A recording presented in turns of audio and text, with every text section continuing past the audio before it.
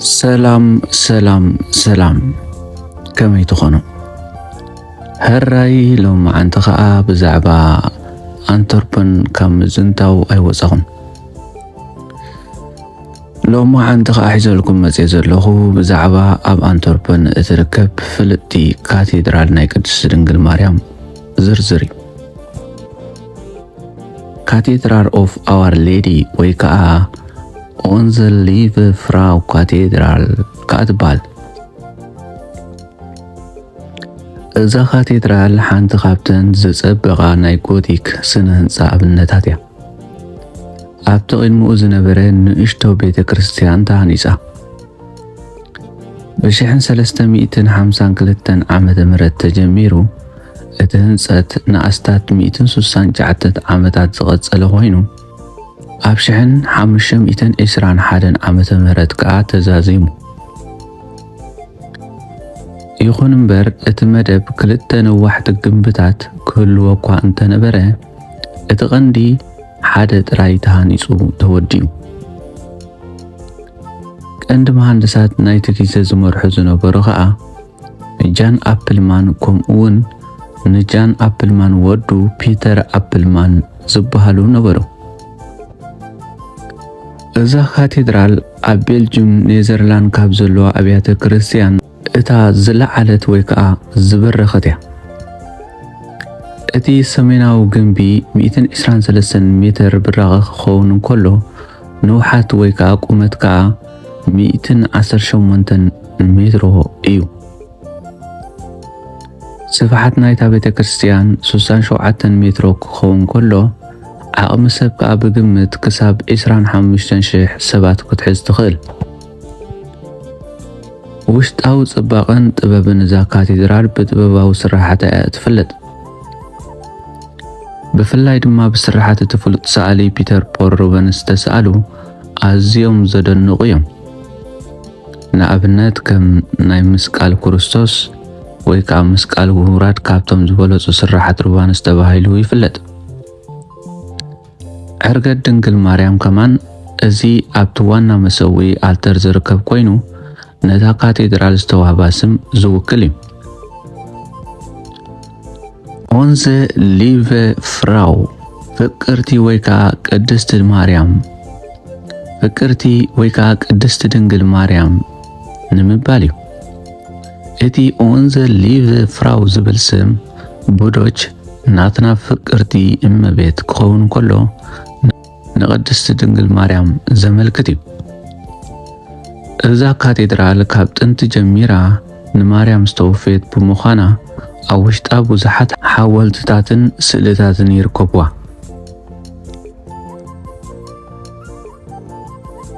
ብ1533 እቲ ህንፃ ምስ ተወድአ ድሕሪ ውሑዳት ዓመታት ብዘጋጠመ ዓብዪ ናይ ሓዊ ዕንወት በፂሕዋ ነይሩ እዩ።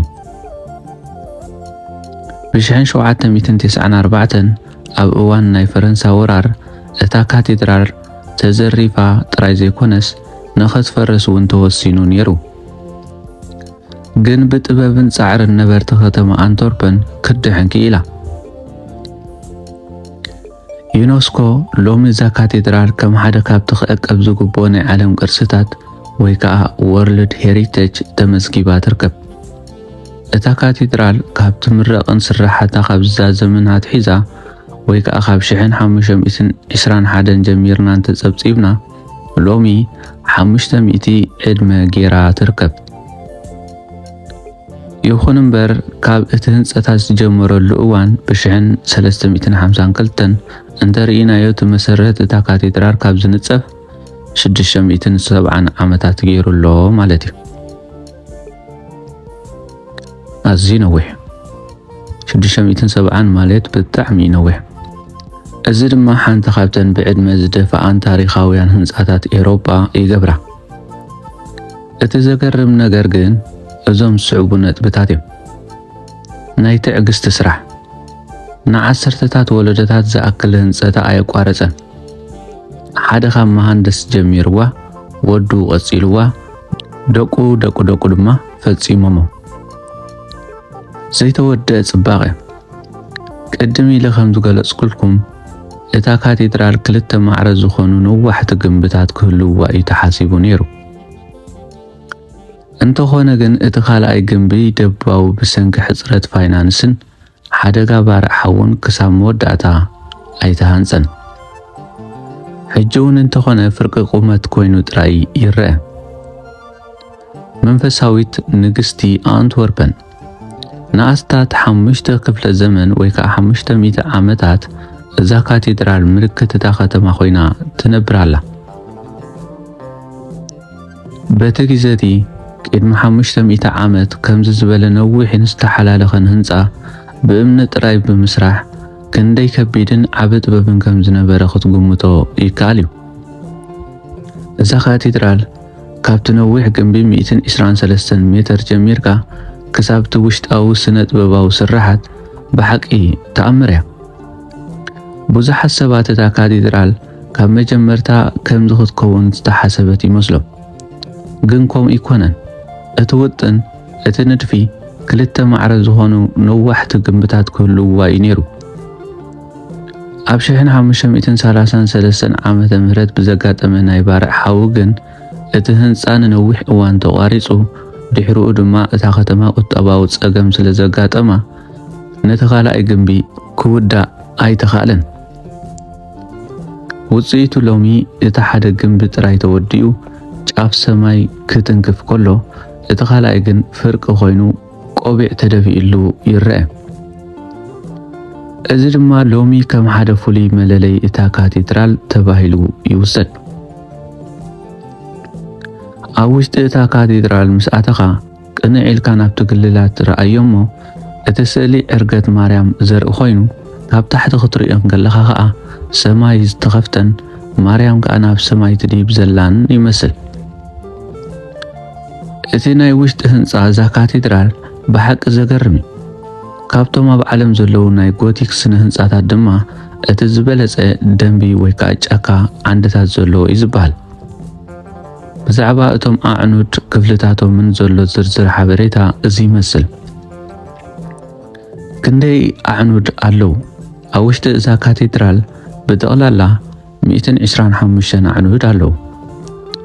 እዚኦም ኣዕኑድ እዚኦም ድማ ኣዝዩ ከቢድ ናይ እምኒ ናሕሲ ወይ ከዓ ሩፍ ተሰኪሞም ዝቆሙ እዮም። እዞም ኣዕኑድ ዱልዱላት ኮይኖም ካብ ታሕቲ ናብ ላዕሊ ክትጥምቶም ከለኻ ከም ገረብ ተዘርጊሖም ምስቲ ናሕሲ ዝተተሓሓዙ ይመስሉ። እዚ ድማ ነቲ ህንፃ ከም መንፈሳዊ ጫካ የምስሎ። እዚ ኩሉ ህንፃ ብምንታይ ይምስል እንተደኣ ኢልና እቶም ኣዕኑድ ብርክት ዝበሉ ቀጥ ዝበሉ መስመራት ዘለዎም ኮይኖም እዚ ድማ ነቲ ዓይኒ ናብ ላዕሊ ወይ ከዓ ናብ ሰማይ ከም ዝጥምት ይገብሮ። እዛ ካቴድራል ካብ መብዛሕትአን ካቴድራል ፍልይ እትብለሉ ነጥቢ 7 ናይ መስመር ክፍልታት ብምህላዋ እዩ።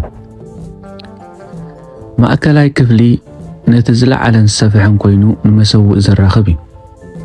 ኣብ ክልቲኡ ወገን በቢ 3 ጠቕላላ 6 መስመራት ኣለዉ። እዚ ድማ እዛ ካቴድራል ኣዝያ ሰፋሕ 67 ሜትሮ ከም እትኸውን ገይርዋ። ነፍሲ ወከፍ ክፍሊ ናቱ ምስጢርን ትርጉምን ኣለዎ። እዚ ክፍሊ እዚ ኣብቲ 7 መስመራት ዝራኸበሉ ማእከል ዝርከብ ኮይኑ ቁመቱ ኣስታት 43 ሜትሮ እዩ። ትርጉም ድማ መራኸቢ ምድርን ሰማይን ተባሂሉ ይውሰድ። ናይ ጸሎት ክፍልታት ኣብቶም ጎናዊ ክፍልታት ብዙሓት ንኣሽቱ ናይ ጸሎት ክፍልታት ኣለዉ። እዚኦም ብጥንቲ ብዝተፈላለዩ ማሕበራት ነጋዶ ዝተሃንጹ ኮይኖም ነፍሲ ወከፎም ናይ ገዛእ ርእሶም ቅድስናን ታሪኽን ኣለዎም። እቲ መስቀላዊ ቅርጺ ካብ ላዕሊ ካብ ሰማይ ኮንካ እንተደኣ ርኢኻዮ እታ ካቴድራል ቅርጺ መስቀል እያ ዘለዋ። እቲ ነዊሕ ክፍሊ ስጋ ክርስቶስ እቲ ጋድም ድማ ኣእዳው ክርስቶስ ይምሰል። ፍሉይ ዝገብሮ ነገር እቲ ኣብ ውሽጢ ዘሎ ናይ ብርሃን ኣጠቓቕማ እዩ። እቶም 125 ዓንድታት ኣዝዮም ነዋሕቲ ስለ ዝኾኑን እቶም መሳኹቲ ድማ ኣብ ላዕሊ ስለ ዝርከቡን ብርሃን ፀሓይ ብላዕሊ ቢሉ ክመጽእ እንከሎ ኣብ ውሽጢ እታ ቤተ ክርስቲያን ሰማያዊ ድምቀት ይፈጥር። ኣብቲ ኣፍ ደገ ናይዛ ኣብ ኣንተርፐን እትርከብ ካቴድራል ቅድስት ድንግል ማርያም ዘለዉ ንድፍታትን ቅብኣታትን ንመንፈሳዊ ትርጉም እታ ቤተ ክርስቲያን ዝገልጹ እዮም።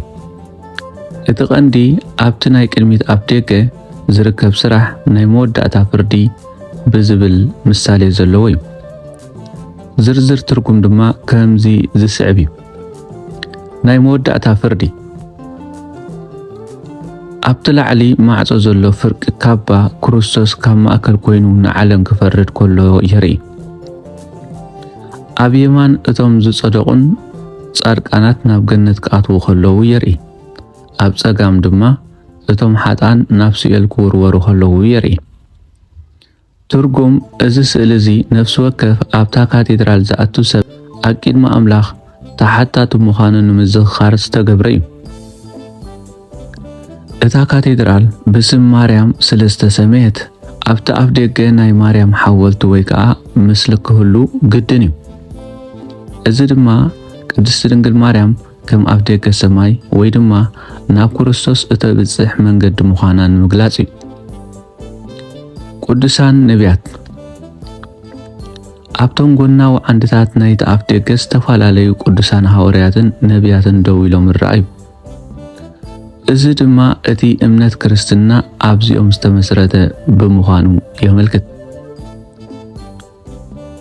ናይ ሃይማኖታዊ ስነ ጥበብ ትርጉም ብጥንቲ ኣብ ዘመን ጎቲክ መብዛሕትኡ ህዝቢ ጽሕፈትን ንባብን ስለ ዘይፈልጥ እቶም ኣብ ኣፍ ደገ ዝስርሑ ዝነበሩ ቅብኣታት ቅርጽታት ከም መጽሓፍ ቅዱስ ንዘይነቡ የገልግሉ ነይሮም። ሰባት ናብ ውሽጢ ቅድሚ ምእታዎም ታሪኽ መጽሓፍ ቅዱስ በቲ ስእሊ ይርድኡ ነይሮም ይበሃል። ሰላም ሰላም፣ ከመይ ጸኒሕኩም ክቡራት ተኸታተልቲ? ህራይ ሎማዓንቲ ኸዓ ኣብ ዝነበረኒ ጻንሒት ነዚ ይመስል። ኣብ ቀጻሊ እውን ብዙሕ ኣሎ ከምጻልኩም እየ። ዓቕሊ ግበሩ ክመፀኩም እየ። ሳብስክራይብ፣ ላይክ፣ ሼር ነዚ ቪድዮ ከዓ ብምሉእና ረኣና። ሰላም።